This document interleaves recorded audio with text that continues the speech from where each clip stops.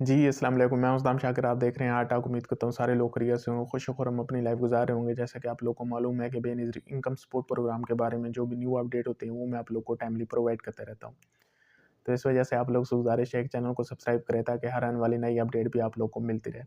तो आज जो मैं आपको बताने जा रहा हूँ, वो ये बताने जा रहा हूँ क्योंकि अक्सर लोग ये कह रहे थे कि जो मैंने 2024 की अपडेट दी है कि हम ये काम करने जा रहे हैं। तो अक्सर लोग ये पूछ रहे थे कि सर हम इंतज़ार कर लें, जब घर-घर सर्वे होगा हम तब करवा लेंगे। तो क्या वाक़ई घर-घर हम सर्वे करने जा रहे हैं या नहीं करने जा रहे? और अगर हम करेंगे तो ये कब से करेंगे? और ये किन-किन लोगों का हम करेंगे? तो ये सारी जो इसकी तफ़सीलात है ना, वो मैं आप लोग को बताने जा रहा हूँ। तो इस वजह से तवज्जो से सुन लें ताकि ये जितने भी आप लोग के गिले-शिकवे हैं या जितनी भी आपके माइंड में ये बातें आ रही हैं, वो सारी क्या हों ख़त्म हो जाएँ और 5-4 मिनट अपने निकालें ताकि ये जितने भी आपके आंसर हैं, वो सारे आपको मिल सकें इसी वीडियो में। जो हम कर रहे हैं और जो करने जा रहे हैं, ये दोनों चीज़ें बताने जा रहा हूँ। जो हम कर रहे हैं, उसमें सबसे पहले मैं आता हूँ बलूचिस्तान में और सिंध में ख़ास तौर पे थरपारकर और इस तरह के जो एरिया हो गए, जो दूर-दराज़ के एरिया है। तो वहाँ पे हमने क्या किया है, हमने वहाँ पे मैंने आपको पहले भी कहा है कि हमने हर यूसी लेवल पे क्या किया है, वहाँ पे एम्प्लॉय हायर किया है और वो क्या करेगा, वो उस यूनियन काउंसिल में जितने भी लोग होंगे, उनके सर्वे करेगा।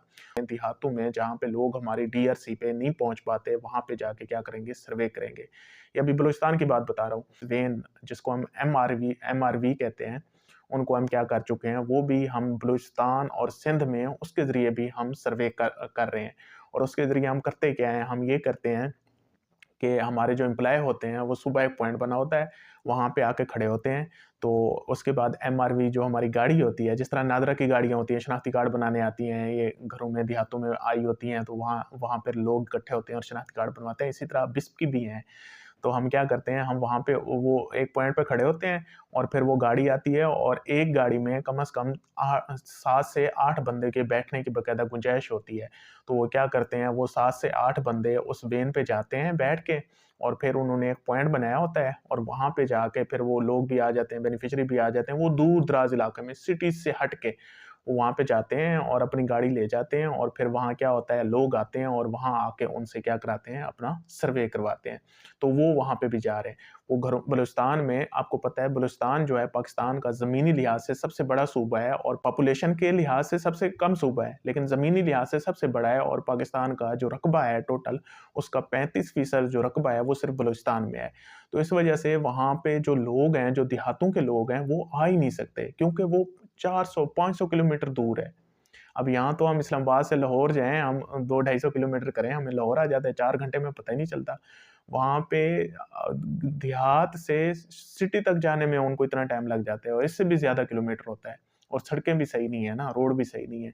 तो इस वजह से वो उनके जो ट्रैवलिंग कॉस्ट आती है, वो बहुत ज़्यादा आती है, तो वो लोग फिर जाते नहीं हैं। एक तो उनको पता नहीं होता, इन्फॉर्मेशन नहीं होती कि हाँ जी, सर्वे हो भी रहा है या नहीं हो रहा और दूसरा फिर क्या होता है, वो ट्रैवलिंग कॉस्ट और इस तरह के वो चीज़ें देख के और रोड भी नहीं है, इस तरह उन्होंने जाना है, तो वो क्या करते हैं, वो फिर जाते ही नहीं है, सर्वे ही नहीं करवाते। तो उनके लिए हमने क्या किया है, सबसे ज़्यादा हमने जो दूर-दराज़ बलूचिस्तान के एरियाज़ हैं, हमने कहा वो लोग हमारे पास ना आएँ, हम उनके पास चल के जाते हैं। और वहाँ पे हम ये कर भी रहे हैं और हमारे ये हैं एम्प्लॉय हैं, वो वहाँ पे जा भी रहे हैं और वहाँ पे जाके सर्वे भी कर रहे हैं, यूनियन काउंसिल पे जाके, घर-घर जाके। और मुझे तो यकीन नहीं आता, वो सारी बलूचिस्तान वाली और ये जो है केपीके वाली डीआरसी है हमारी, या गिलगित वाली हैं या कश्मीर वाली हैं, वो सारी खाली पड़ी है, बंदा ही नहीं आ रहा। वहाँ के हम एम्प्लॉय से पूछते हैं, ये 3-3 4-4 सर्वे, एक-एक बंदा, आप यकीन करेंगे, जो उनकी परफॉर्मेंस आती है, एक-एक बंदा 3-3 4-4 सर्वे करके बैठा होता है। हम उनसे पूछते हैं कि हाँ जी, कल आपने 4 सर्वे किए हैं पूरे दिन में, आप करते क्या रहे हो? तो वो आगे से कहते हैं, सर कोई बंदा आया तो हम करें ना, हम क्या करें? मतलब बंदा ही नहीं है, कहते हैं कहाँ से पकड़े हैं? घरों से पकड़े हैं। एक-एक बंदा 1 दिन में ये 2 या 3 सर्वे करता है। वो कहते हैं सर लोग ही नहीं आते। तो हम क्या करें? हम कैसे सर्वे करें और फिर उनके घरों में हम किस तरह जाएँ? सारी तो बर्फ़ पड़ी है। इसी तरह आप गिलगित चले जाएँ, वहाँ पे भी इस दफ़ा वो है, सारी बर्फ़बारी है। कश्मीर में सारी बर्फ़बारी है। तो वो लोग क्या कर रहे हैं, वो हमारे एम्प्लॉय वैसे के वैसे बैठे हैं, वो लोग आ ही नहीं रहे वहाँ पे सर्वे करवाने। और बलूचिस्तान में तो जो डीआरसी है, वो ऑलमोस्ट हमारी खाली पड़ी है। उसकी 2-3 रीज़न है। एक तो वहाँ पॉपुलेशन कम है और दूसरा फिर वहाँ पे क्या है, वो लोग दूर-दराज़ के हैं और फिर हमने उनके लिए चलो ये किया है कि हाँ जी, घरों में उनके सर्वे हो जाएँगे। तीसरा, उनको इन्फॉर्मेशन ही नहीं है कि हाँ जी, इस तरह भी होता है और इस तरह पैसे भी मिलते हैं। वो बस यही समझते हैं कि हाँ जी, शायद ये कोई सिफ़ारशी लोग हैं या ऐसी कहानियाँ हैं, नावल जैसे किताबों की बातें हैं, तो ये किताबों की बातें हैं, ऐसा रियल लाइफ़ में है ही कुछ नहीं।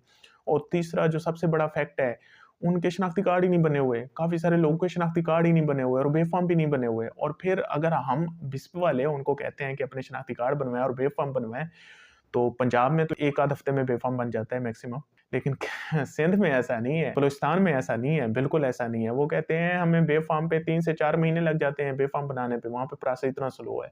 तो इस वजह से वहाँ पे लोग आ ही नहीं रहे। और ये मैं आपको एविडेंस भी दिखा रहा हूँ, बाकायदा आप ये देखें, ये हमारा किस तरह मतलब एमआरवी पे वो लोग जाते हैं, वहाँ जाके सर्वे करते हैं और हमारी डीआरसी, ये आप तस्वीरें देखें, ये सारी खाली पड़ी हैं क्योंकि लोग ही नहीं आ रहे। तो वहाँ पे ये हालात हैं। तो आप लोग तो पंजाब और सिंध वाले हैं, यहाँ पे परेशान हो रहे हैं कि हाँ जी यहाँ पे क्या है, हमारे पास रश बहुत ज़्यादा है और हमारी बारी नहीं आती। कोई कहता है मैं 8 चक्कर लगाया हूँ, कोई कहता है मैं 10 चक्कर लगाया हूँ, कोई कहता है मैं 15 चक्कर लगाया हूँ, लेकिन आज तक हमारी बारी नहीं आई। लेकिन क्या है, बलूचिस्तान में ऐसा बिल्कुल नहीं है। अब आप लोग सोच रहे होंगे काश हम भी बलूचिस्तान में पैदा हो जाते। बहरहाल जो भी है, वहाँ पे हमारे पास क्या है, तादाद बहुत कम है। पंजाब में इस वक़्त रश है और हम इसको ओवरकम करने के लिए भरपूर कोशिश कर रहे हैं और जल्दी हम इसको ओवरकम भी कर पाएँगे। अब मैं जो अगली वीडियो आएगी उसमें मैं आपको पंजाब के बारे में बताने जा रहा हूँ, तो उसमें हम क्या करने जा रहे हैं और कौन-कौन से इक़दामात ऐसे करने जा रहे हैं ताकि ये जो रश है, जो आपकी बारी नहीं आती, 8-8 10-10 आप चक्कर लगा रहे हैं, ये आप लोगों को ना लगाना पड़े।